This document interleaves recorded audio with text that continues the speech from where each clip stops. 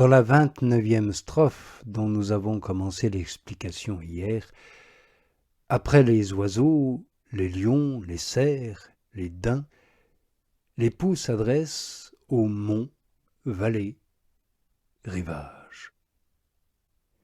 Ces trois images désignent les actes vicieux et désordonnés des trois puissances de l'âme que l'on appelle la mémoire, l'entendement et la volonté. Ces actes sont désordonnés et vicieux quand ils sont trop hauts ou quand ils sont trop bas, ou quand encore, sans tomber dans l'un de ces deux extrêmes, ils inclinent vers l'un ou vers l'autre. Ainsi, les monts, qui sont très élevés, figurent les actes qui dépassent d'une manière désordonnée leurs propres limites. Les vallées, qui sont très basses, figurent les actes de ces trois puissances qui n'atteignent pas la mesure qu'il leur faudrait. Et les rivages, qui ne sont ni très hauts ni très bas, ne sont pas néanmoins un terrain uni. Aussi, ils participent quelque peu à l'un ou à l'autre de ces deux extrêmes.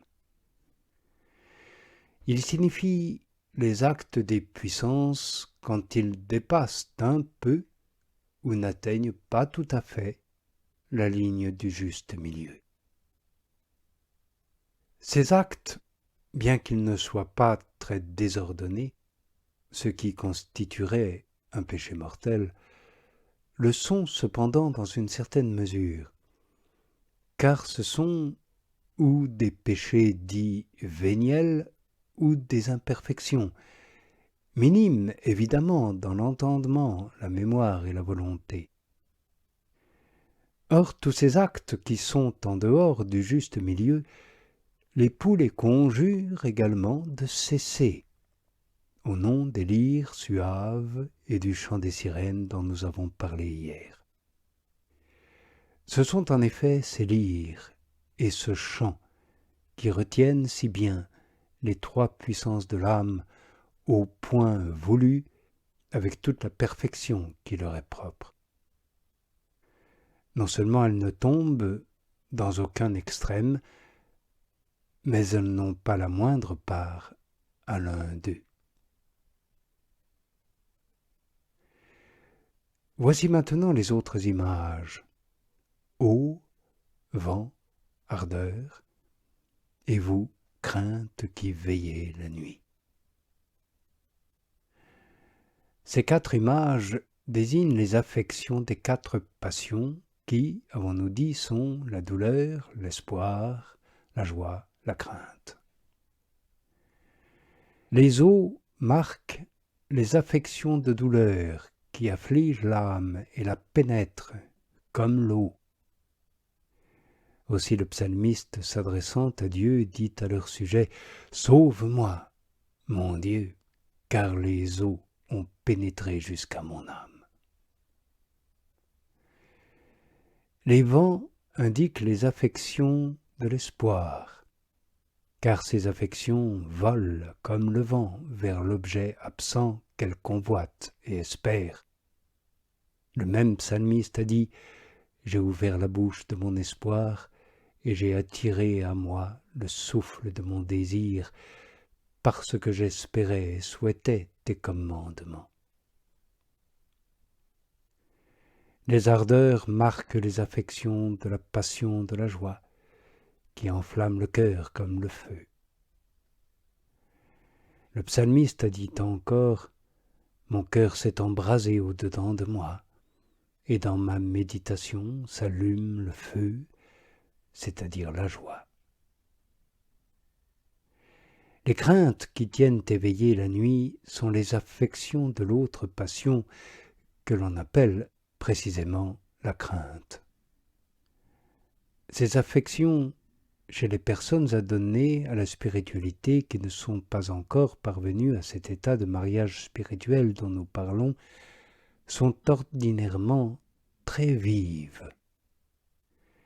Elles viennent parfois de Dieu au moment où il veut leur accorder certaines faveurs, comme nous l'avons dit auparavant.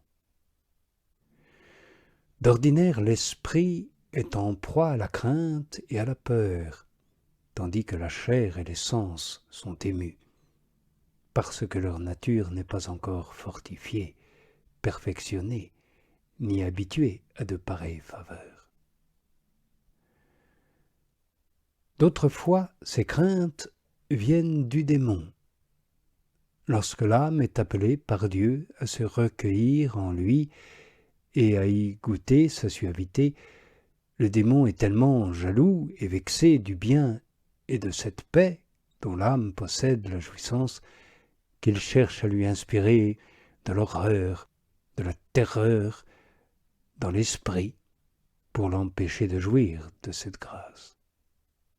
Il la menace même dans sa partie spirituelle. Quand il voit qu'il ne peut pénétrer jusqu'à l'intérieur de l'âme parce qu'elle est très recueillie et tout unie à Dieu, il cherche du moins à l'attaquer par le dehors, dans sa partie sensitive. Il lui suggère des distractions, toutes sortes d'angoisses, de douleurs, d'horreurs. Il voudrait par ce moyen arriver à troubler l'épouse dans sa chambre nuptiale. Ces craintes sont appelées craintes nocturnes parce qu'elles viennent du démon, et que le démon s'en sert pour répandre ses ténèbres dans l'âme et obscurcir la lumière divine dont elle jouit. On appelle encore ces craintes des veilles, car leur but est de tenir l'âme éveillée et de la tirer du doux sommeil intérieur où elle est.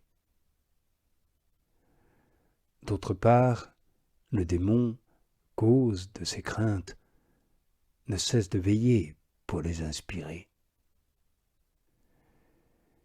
Telles sont les craintes intimes que reçoivent passivement de Dieu les personnes vraiment spirituelles, ou qui leur viennent du démon, comme je l'ai dit.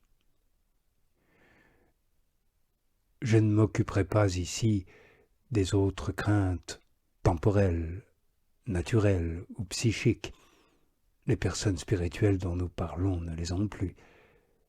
Mais les craintes spirituelles susdites leur appartiennent réellement.